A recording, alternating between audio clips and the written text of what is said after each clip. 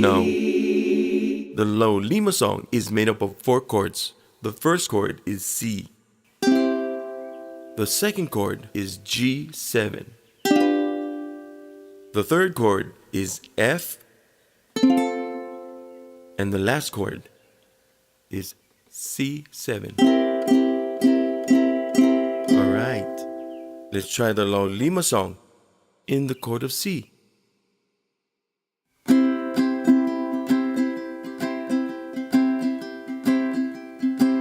The word Laulima, L.A.U.L.I.M.A.